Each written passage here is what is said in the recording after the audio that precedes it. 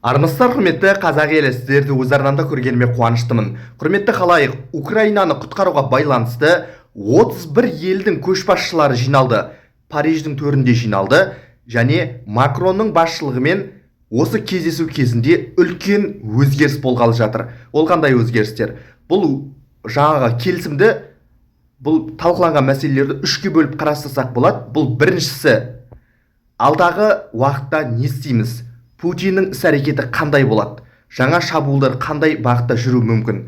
Біріншісі. Екіншісі, Ресейге салынатын санкцияларды жұмсартамыз ба? Себебі Трамптың ақылға қонымсыз ұсынысы, яғни былайша айтқанда, осы кезге дейін Ресейге салынып келген санкцияларды жеңілдетуге байланысты айтқан нәрсесін талқылау болды. Яғни Ресейге санкцияларды жеңілдетеміз бе, салған санкцияларды? Үшіншісі, Украинаға қандай нақты көмектер, тағы айтам, қандай нақты көмектер беріледі? Біріншісіне келейік. Путиннің алдағы уақыттары соғыс жоспары қандай болуы мүмкін? Путин шынында да келіссөзге келіп, мына соғысты тоқтатқысы келіп отыр ма? Әлде Американы алдап, уақытты созып отыр ма? Бұл туралы Зеленскийдің барлау қызметі мынадай қорытындыға келген. Бұл туралы Зеленский сол мына Парижде жиналған кезде мынадай мәлімдеме жасады. Зеленский былай дейді: біздің барлау мәліметтерімізге сәйкес, Ресей, Сумы, Харьков және Запорожье облыстарына жаңа шабуылдар дайындауда. Олар келіссөздерді созып, ақшты жалған шарттар бойынша шексіз әрі мағынасыз пікірталастарға тартуға әрекеттенуде. Бұл арқылы уақытты ұтып, одан әрі көбірек жерді басып алуды көздейді. Путин келіссөздерде мықты позицияда болғысы келеді. Ол тек соғыс туралы ойлайды деп мәлімдеме жасаған болатын Зеленский. Расында да осы кезге дейін Украина мен Ресейдің арасындағы келіссөздер жақсы бір нәтиже көрсетіп келе жатқандай болған еді. Әрине ол Трамптың айтуымен.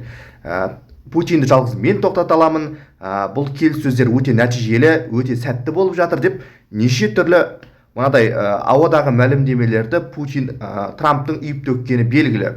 Бірақ шынай жағдайға қарайтын болсаңыздар, қазіргі кезде Еуропа көшбасшыларының бұлай ауық-ауық жиналуы және бірнеше мемлекеттің емес, 31 елдің көшбасшысының бұлай күндіз күлкі түнде ұйқыдан айырылып жиналуы расында да Еуропаға үлкен қауіп қатердің жақындап қалғанын көрсетеді. Себебі Макрон мен Ұлыбританияның премьер-министрі Кир Стармердің бұл шұғыл жиналыстары шынында да Еуропаға Путин тарапынан үлкен қауіп қатердің жақындағанын көрсетіп отыр. Өйткені мына жиналысқа, Париждегі жиналысқа НАТОның өкілдері қатысты.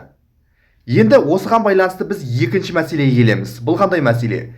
Трамптың айтқан, яғни Ресейге осы кезге дейін салынып келген санкцияларды жеңілдету немесе мүлде алып тастау, осыған байланысты мәселелер талқылау басталған еді.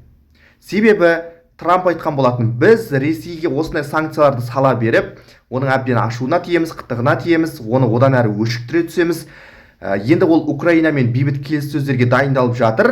Яғни Джиддада, Сауд Арабиясының Джидда қаласында, Эр-Рияд қаласында үлкен келіссөздер болды. Енді осы келіссөздердің қорытындысы ретінде біз де оларға қадам жасайық. Қане осы салынып келген осы кезге дейінгі санкциялардың жаңағыдай ызғарын бәсеңдетейік, азайтайық деген болатын. Алайда осыны Еуропа көшбасшылары талқылады және олар қандай шешімге келді дейсіздер ғой. Бұл тұрғысынан Еуропа көшбасшыларының айтып отырған ұстанымдары бір-біріне сәйкес келеді, бірақ әртүрлі. Біріншіден, бұл жерде Германияның қазіргі кезде үкіметін қолында ұстап отырған Шольц мынадай мәлімдеме жасаған болатын. Әзірге Ресейге салынатын санкцияларды азайтуға ерте деді. Әрине біз жақсылық болған қалаймыз, бірақ мына соғыстың әзір тоқтайтын түрі жоқ деді. Яғни, егер де біз санкцияны қазір Ресейге азайтатын болсақ, немесе алып тастайтын болсақ деді, Германияның канцлері айтып отыр, онда бұл үлкен қателік болады деді. Ал Кир Стармер, Ұлыбританияның премьер-министрі, бұл айтты: Ресейге санкцияны азайтқан былай тұрсын, қазіргі кезде керісінше санкцияларды көбейтуіміз керек деді. Яғни Ресейге салынатын санкцияларды тіпті арттыруымыз керек деп отыр. Қысымды одан әрі күшейтуіміз керек деп отыр. Өйткені мына Ресейдің көлеңкелі танкерлеріне қатысты мәселе талқыланды. Өйткені мұнайды түрлі жолдармен мына Үндістан, Қытай сияқты мемлекеттерге, басқа да мұнайды экспорттаушы мемлекеттерге көлеңкелі танкерлердің жиі қимылдап кеткенін білесіздер. Ал ондай танкерлер санкцияға ілінетіні белгілі. Бір уақыттар осындай қысым күшейген кезде Америка құрама штаттары тарапынан, Европа мемлекеттері тарапынан үлкен санкция қатері төнген болатын Үндістан мен Қытайға.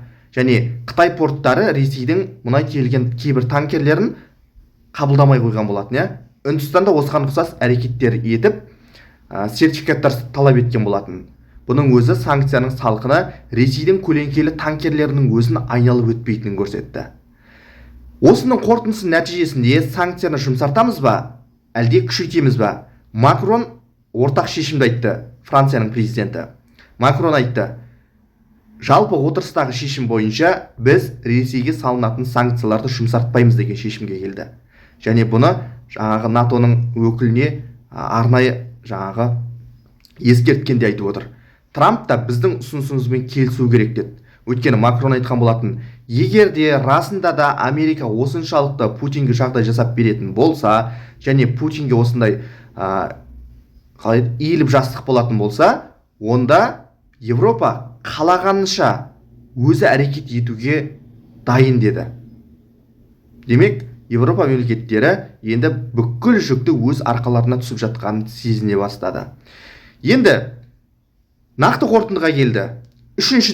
Үшінші мәселе бұл Украинаға нақты қандай көмектер беріледі. Бұл жайдан жай Францияның төрінде жиналып отырған жоқ бұлар. Және бірнеше мемлекеттің басшылары емес, 31 елдің көшбасшысы жиналып отыр бұл жиналысқа. Міне, Украинаға енді нақты қандай көмектер беріледі дейсіздер ғой. Асықпай тыңдаңыз. Франция мен Ұлыбритания Украина қарулы күштерімен бірлесіп, болашақ жоспарлар талқылау үшін өз әскери делегациясын Киевке жіберетін болып келісілді. Сонымен қатар саммитке қатысқандар Украинаға қосымша 17 миллиард еуро әскери көмек бөлуге, Киевке 2 миллион дана артиллериялық оқ-дәрі беруге және Еуроодақ елдері арасындағы үйлестіруді жақсартуға міндеттенген болатын. Демек, Украинаға нақты көмектер беріледі. Бұл деген сөз, яғни бұл елдің көшбасшылары Украинаға енді 17 миллиард еуро көмек беруге шешімге келген болатын. Сонымен қатар артиллериялық оқ-дәрі көмегінде аямай жатыр. Көріп отырсыздар. Яғни Киевке 2 миллион дана артиллериялық оқ-дәрі жеткізуге шешім қабылданды. Мына келіссөздің нәтижелі болған осыны көре беріңіздер. Енді бұлар Американың қатысуынсыз да біз өз жағдайымызды өзіміз реттей аламыз дегенді көрсетті Еуропа көшбасшылары.